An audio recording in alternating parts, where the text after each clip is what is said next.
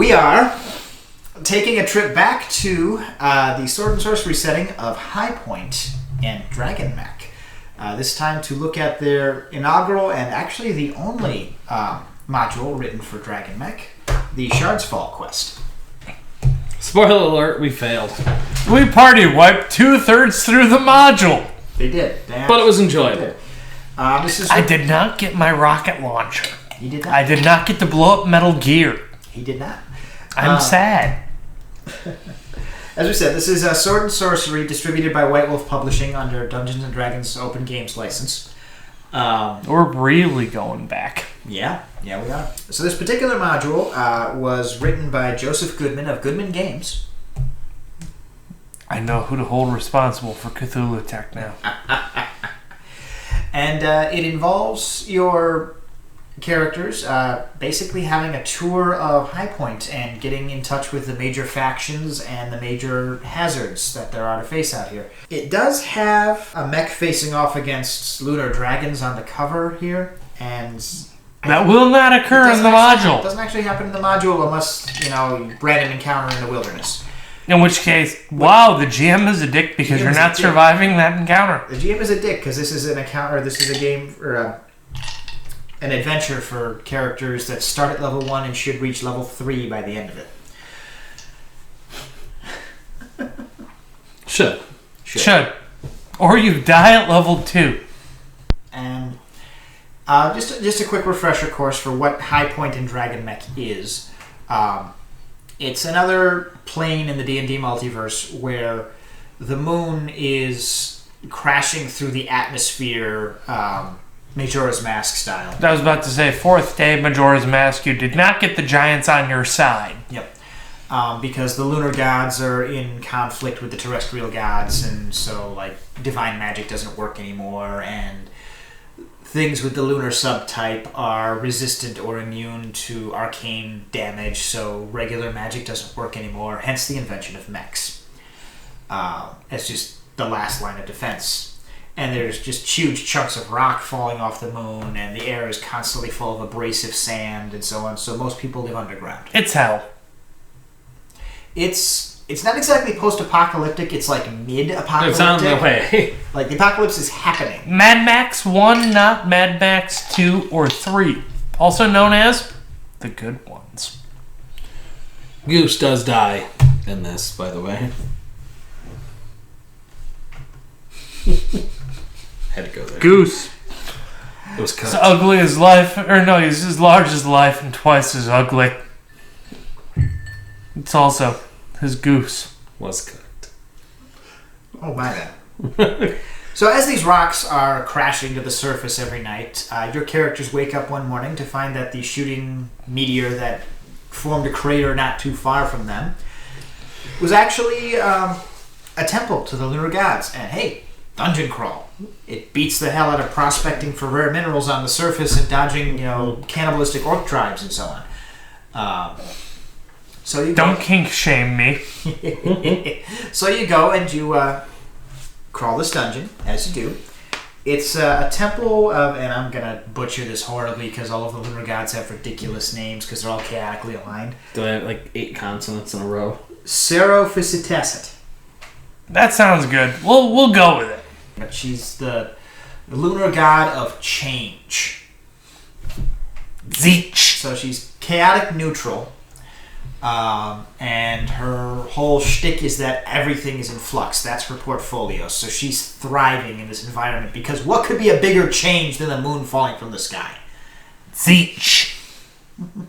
It's and they adhere to this idea of change so strongly that they actually encourage heretics because, oh, you changed your beliefs. I'm stronger now. Zeech. Somebody gonna explain that to me? I don't know what that means. Zeech, chaos god of change and hope. Ah, okay, Warhammer. All was according to plan. Except that was not according to plan. Fuck you, Creed. So you go through this dungeon and you're exposed to things with the lunar subtype for the first time, but they're all damaged and injured from the falls, so you have a chance against them, and you get the first hints that some of these creatures are mind-controlling things, specifically the lunar skin stealers and so on. And then those things were weird. It's an almost two-dimensional sort of flat monster that's inside is covered in barbed hooks, and what it does is it wraps itself around you, actually more like a coat, so it's not really stealing your skin so much as it's covering it, and like digs those hooks in, and every time it's digging those hooks in, it's making a psionic attack or a psychic attack until it dominates the person that it's binding to, and it covers everything except their head. And then it just sort of acts as a doppelganger, sort of. Only it's pursuing the agenda of the lunar gods. In this case, all of these lunar skin stealers are followers of, here we go again, Seraphis Tacit. And as such, they're trying to push the agenda of change and so on. Most of them, though, in this case, are just trying to get hosts so they can GTFO the temple that's crumbling around them. Self-preservation. And what if they go and attack a sadomasochist? Hilarity ensues. Okay. So anyhow, you crawl through this dungeon and you wind up at the end with a MacGuffin referred to as the Star Shard. This is one of 7 Star Shards throughout the gaming system, or the universe of Dragonmech, that have a huge impact on the meta plot, and we never come back to ever again after this. As referenced in our Dragonmech video, the Star Shards, if you reassemble them all, there's a sleeping consciousness of this Arc Wizard who's like level 30, who foresaw the coming danger and was waiting for the time when his wisdom would be appreciated, where he could bring peace between the lunar and terrestrial creatures so he could work together to save both planets. No, level 30 in 3rd edition D&D, as in level 20 wizard, level 10 epic level. Mm-hmm. You're not winning. No. He's He also doesn't have a body, so he doesn't fuck have a him. body, and he's this close to ascending to godhood. And the thing that's kind of keeping him back is that since divine magic doesn't work anymore, this is one of the very few D&D settings where atheism is a rising thing. But not atheism plus. Nope. So you get through this dungeon, you get the plot MacGuffin, and as you're exiting the dungeon, you're immediately confronted by a bunch of scout mechs from the Stygian Confederacy, and they see that you've cleared out the temple and you've taken out the lunar creatures, and they want your report for their group, and they Shanghai you off to the mech city of Netterpick. And so, Netterpick. And so you find yourself aboard a city mech for the first time and getting an idea of what all of this is going on and what's happening here. And it's very entertaining for tall characters because Netterpick is a dwarven mech, and they don't believe in wasting space, so all of the ceilings are about 4 feet tall. As much as I love dwarves, fuck you. Dwarves are dicks in this setting, actually, because... at least they agree on the purpose of halflings, which is, we don't care. Yeah. Actually, in this setting, halflings are vermin. They've devolved into coglings. Well, again, we agree upon the purpose of halflings. Yeah. We don't care. So you have an interview, and... It's rum. I understand now why the rum was burned. Yeah, because it is a vile drink that meets even the most noble... Never mind. I'm not going there. But, yeah, you meet with some of the muckety-mucks on Netterpick, and they point out that this was only half the temple, the other one fell off that way, but they can't officially go investigate it themselves because... Stygian Confederacy! It's not in the Stygian Confederacy's territory. It's over there in the Legion's territory. Which is the Orc Wogs. Oh, I'm sorry. This isn't Warhammer, the Orc Mech territory. No, actually, they're a different thing altogether. The Legion is mostly a bunch of humans that went, I know the dwarves had all the underground cities and they kind of saved civilization and they built the first mechs, but when we needed help from the lunar rains and the meteor showers and so on, they locked the doors and told us to get fucked, so fuck. That's a proper dwarvish response. Yeah, they wouldn't take in any refugees. They slam shut the borders and the gates and so on. So fuck them. Based dwarves. Pretty much. Dwarves are the main power on Highpoint because of their subterranean ways. And so the Legion is mostly humans, although they'll take anybody who's willing to jump in and participate. And they're kind of reminiscent of Caesar's Legion in Fallout New Vegas. Ave true to Kaiser. Wait, I'm sorry.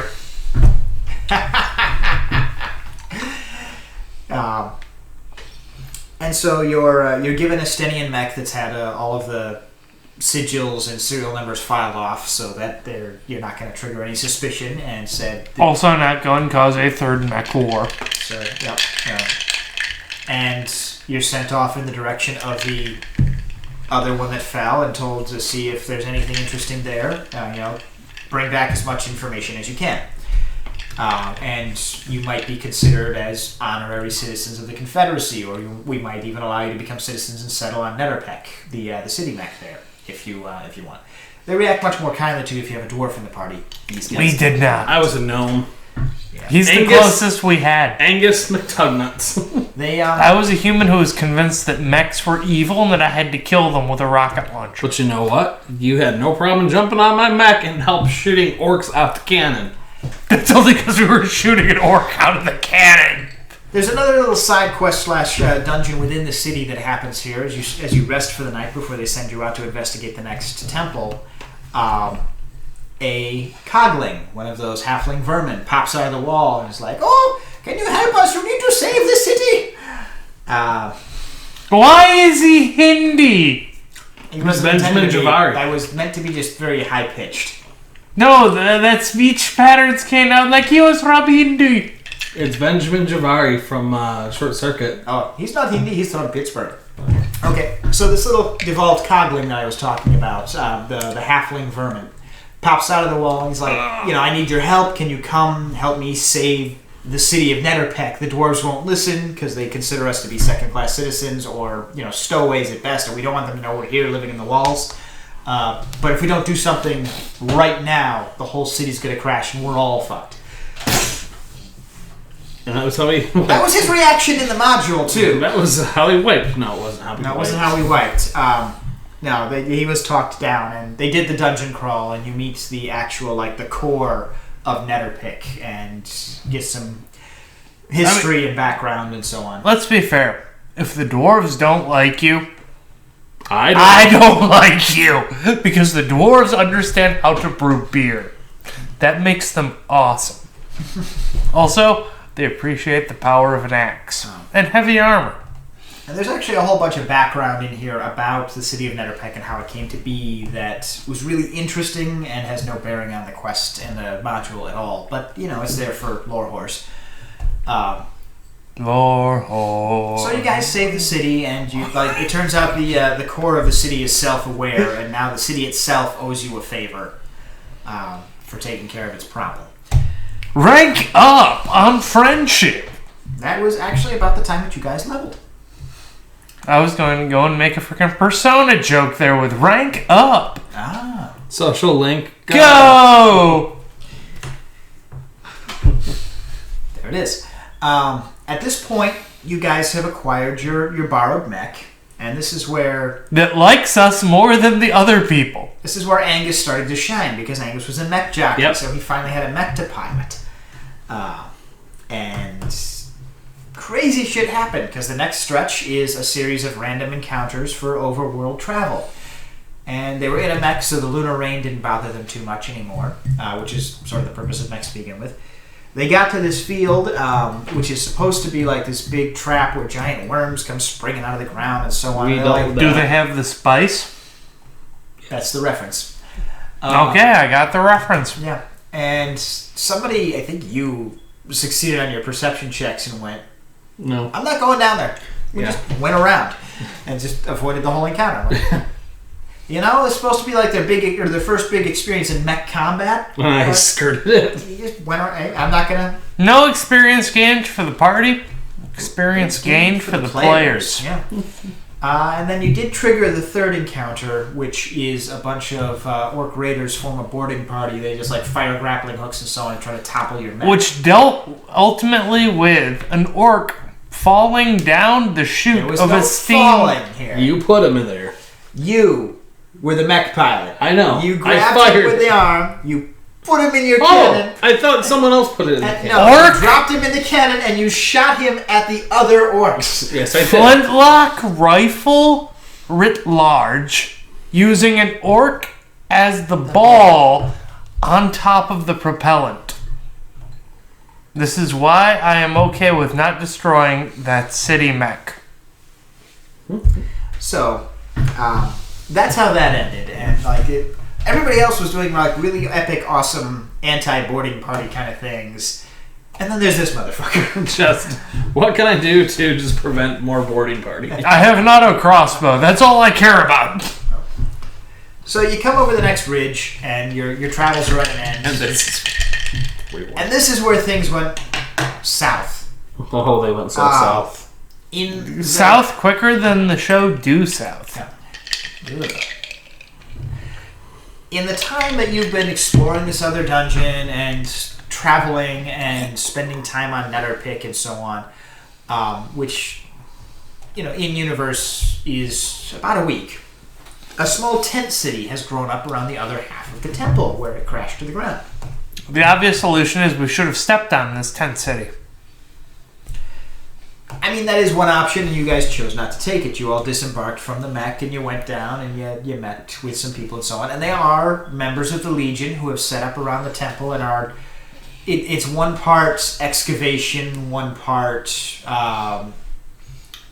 grave robbers, one part... Is there any monsters in there that we have to take out to defend the Federation, or the Legion, and so on. And you talk, and it's meant to be a whole series of social encounters as you get to know people and get to know what's going on. Nope. The gimmick being, if you remember me mentioning the Lunar Skin Stealers from the first dungeon, there were a bunch of them in this dungeon too, and when the tent city was forming, they got out, and they bonded with most of the leaders of this new little tent city village that's growing up around here. And they're starting to use the leadership position and authority to start a cult to the lunar gods. These guys are genre savvy. Cultists bad. And Cultists controlled by weird skin suits. Kill them. And so instead of negotiating their way into the temple or, befriending the Legion and becoming spies like the Confederacy wanted them to, hindsight bias, next time, bring a large amount of explosives and blow them all the fuck up. this isn't Deadlands. I stand by what I said. They decided that they were going to try to sneak into the temple in the middle of the night, forgetting that they're warforged, because I'm way more permissive as a dungeon master than I should be and allowed there to be a warforged, because, why not have sentient mini-mechs? I mean, it makes sense. You take a sentient mini-mech, put him in the heart of a giant mech, and then you just have Mecha Voltron. It's actually a prestige class. See? It's like Gurren Lagann. And then he becomes Tenga Toppen Gurren Lagann. His drill will be the drill that pierces the dragon chaos gods of chaos. Anyhow, they got there. They didn't realize their warforged had no ranks in stealth. No, that just goes with dealing with a warforged. They failed. Who was the Warforged? Ryan. They failed horribly to bluff their way past the guards at the doors to the temple. They attacked the guards at the doors to the temple. The scuffle roused the attention of the guards at the bottom of the stairs that they had snuck by. And I did not have enough explosives as the party's rogue. And the Legionnaires just sort of Zerg rushed them. I tried to escape and was caught at the very end. I died fighting. Most of the characters died. Angus was knocked unconscious and taken prisoner because we'd left Ranger back on the mech for this session since his player couldn't show up. And I was Nick. thinking, Jordan. Oh, okay. And I was thinking that we were going to come back to this, and there would be like a daring rescue by the ranger where he got back Angus, and we figured out some new characters for y'all. And Nope, we never came back to it. never came back. Which is unfortunate because Yeah. it's phenomenal. It's D&D dealing with a weird mech-based combat system. Done acceptable, but not well. It pays to remember that the mechs are constructs in a gargantuan or colossal scale. So, like, they don't even have hit points exactly. They have hardness scores, and combat relies on critical hits disabling key parts of the mech. Mm-hmm. Oh god. An adamantine large-scale construct. It's in there. It would destroy anything larger than it. Because it's adamantine. It has a hard time with lunar dragons. So, I don't care, it's adamantine. so So that's as far as they got. So the rest of this is all going to be new to them. Because there isn't a whole lot left. You've met 2 of the 3 major power factions in the situation. If you manage to talk your way past the guards and get through this temple, you find the second plot MacGuffin, another lunar or another star shard. Hence, Shardsfall being the name of the module. So you have 2 of the 7 already. And as you are coming out of the temple with your ill-gotten gains, you are ambushed by a mech from the Iron Tooth clans. And it's, But not the Iron Tooth Horde? No, not the Iron Tooth Horde. And the Iron Tooth clan thing, it fucks you up, grabs the star shard, and runs away. And Plot description, or can we win this encounter?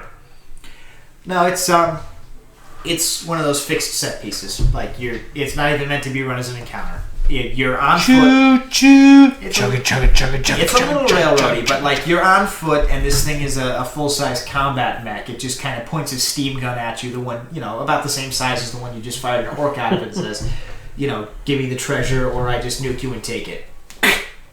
Yeah. And there are options for running like a boarding scenario and so on there if you really want to go that route. But the intent is that he steals the goodie.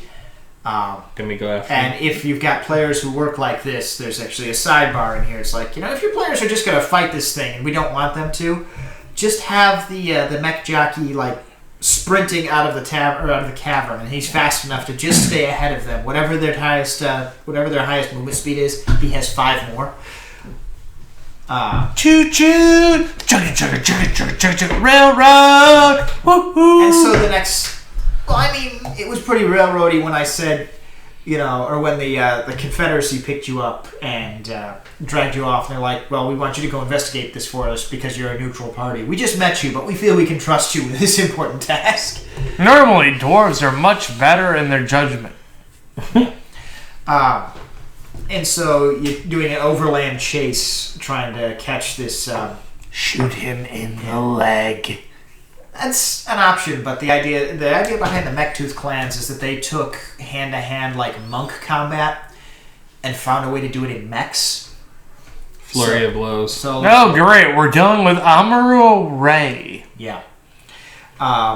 So like his dex score in his mech is starting at like a plus 15. Yeah. You're not going to get him for a range thing because you're in a big clunky like Unless you transport sneak tech. attack him. Yeah. You're in a big clunky transport mech and so on. So you're chasing him across the blasted landscape until you finally get to an Iron Tooth mech camp where you've got a bunch of different options. You can try to sneak in and steal the thing back, or You can murder all the you civilians. can murder fuck the civilians when they're not in their mechs. Or you can become honorary members of the Iron Tooth clans by having your mech pilot engage in one-on-one kung fu mech combat with one of their warriors. I say we murder all of them. After the Met combat. Why not both? You distract him with the mech combat, and he'll go around like sabotaging mechs while the other party members are killing clan members. That's how I anticipate these guys solving this problem. Murder hobos. Murder hobos for hire. Vulpes Inculta will have years of nightmares about murdering civilians in their sleep. So, but once you become honorary members of the Iron Tooth, they throw you a feast and you can drink and party, and then they'll give you back the Star Shard, and you have the option: which faction are you going to ally with? Because whichever one you take, you're going to piss off the other two. Or do you stay neutral? Both. Yeah, you could absolutely Yojimbo this whole thing. In point of fact, the Iron Tooths will respect you more if you Yojimbo this whole thing. I like them more now, and I feel bad about wanting to murder all of their civilians. Or if you guys actually do manage to murk the guy who's stealing the stuff, he fucking ambushes you with superior firepower and takes out your mech. So, how do we Choo-choo! out end this here? Well, I mean, what were you guys' thoughts about as much as you played at this thing? I know you really enjoyed it. I did not get a rocket launcher. I loved it. I freaking thought it was fantastic. I really did. I built Solid Snake, and then it was sad. Dun, dun, dun. What about you, Trev? Would you recommend this? I would if you could find it. You can't play it by itself. There's rules that are... It's required to have the Dragonmech core, which I really think everyone should have in their possession anyway. Mm-hmm. Although that's hard to come by these days because of copyright issues. Of course. Because it's sword and sorcery, and White Wolf owns it, and nobody is really in charge over a White Wolf, at least no adults. Ooh, ouch. Shots fired. Yeah. Steam gun shots fired. But because it is Goodman Games, you can usually still get that because they have some copyright stuff there. But it was a little on the expensive side. This was an $18 module. The back cover says $15.99, but that's not what I paid for it. Right, Amazon. Due to rarity, print on demand, Amazon. It's not print on demand. This is a second printing. Ooh. Yeah. I do like it. It's got a lot of good stuff in it. I do have the usual issue with Dragonmech. With most of these books, they'll have like 2 columns of text in their books and their manuals and so on. Dragonmech made the stylistic choice that there would be 3 columns. So there's a lot more text in here, and it's small, and a lot more dense reading. It's a lot of very dense reading and a lot of very dense stat blocks. It's a very entertaining adventure, but your dungeon master is going to have to become intimately familiar with it and with the setting before you try. I'm sorry. Anything. Well, he enjoyed it, so. I do. No. I was thinking of becoming intimately involved with Tim Curry. Ew. Oh, that's odd. Anyway. You said it. God damn it. Drink some more rum.